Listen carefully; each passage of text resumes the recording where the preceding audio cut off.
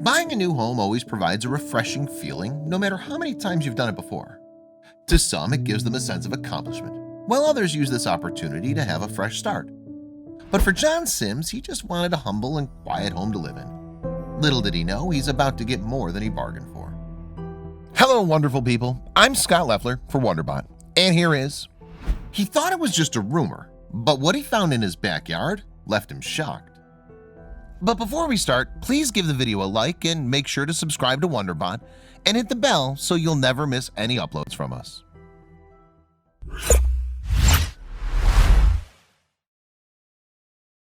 Moving in wasn't always an easy task. You have to pack a large number of things, move furniture, and make sure that you didn't leave any of your items behind. Once you arrive at your new home, you have to unpack everything as well and neatly arrange everything. It was an exhausting task for John, but he was able to go through it. As he was unpacking his items, John couldn't seem to forget what his friend told him about his new home. John bought his new house from a close friend. It was located in a quiet midtown neighborhood of Tucson, Arizona. On the outside, it seemed like a normal home, but when John talked to the previous owner, he couldn't believe what he heard.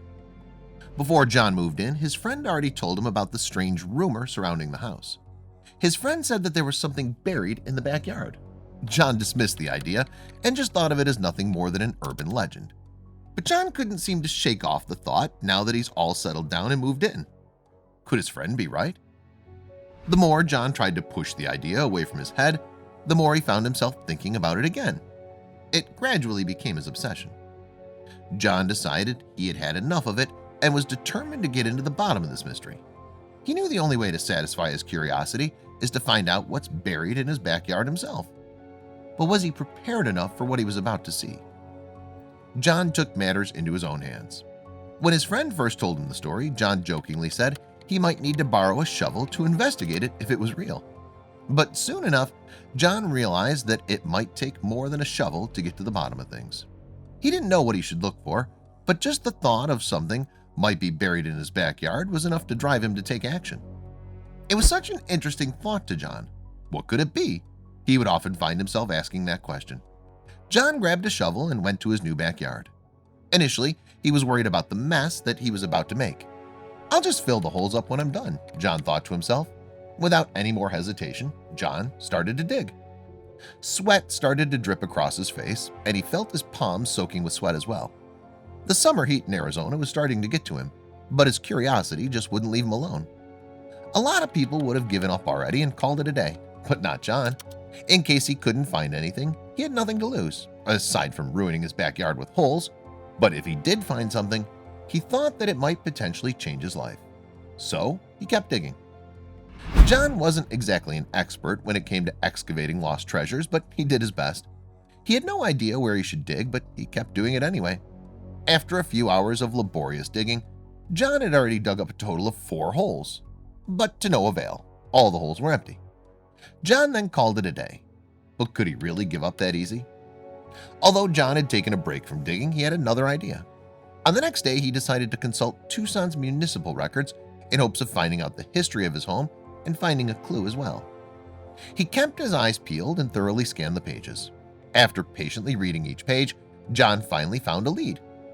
The records that contained complete information about the history of his home was in his hands. He could see the year his home was built, and he could see also a rough sketch of his house. And through that sketch, he found something new. John read the records carefully, and he saw a company named Whitaker Pools asked for permission to work on the house back in 1961, which is about 50 years ago. This surprised John, mainly because the home he bought didn't have any signs that it even had a pool. With this new information John discovered, it intrigued him even more. He finally had an actual lead that has the potential to help him solve the mystery surrounding his backyard. John knew that his mindless digging would get him nowhere, so he hired a team of consultants to help him get to the bottom of things. The team gathered together at John's house. They were equipped with all the tools. John was excited. He saw how prepared and ready everyone was. The team of experts then went into John's backyard to investigate. John watched them as they thoroughly went through the grassy backyard with their metal detectors. They were all focused and determined. Their tension started to rise as the sound of the metal detectors were all they could hear. Suddenly, the metal detectors started to go crazy. John felt like an excited little boy. After all, it was like a treasure hunt. The metal detectors didn't only find one area of interest, but two. He was overjoyed. The team of experts carefully marked the area. Everything seemed to be going according to plan. John grabbed his shovel and prepared himself for the most exciting excavation of his life. John started to dig. This time he was determined to keep digging no matter what it takes. Despite the hot summer heat in Arizona, John didn't let it deter him from digging. It wasn't long before his shovel hit something. He heard the sound of metal hitting against another piece of metal. He was close to solving the mystery.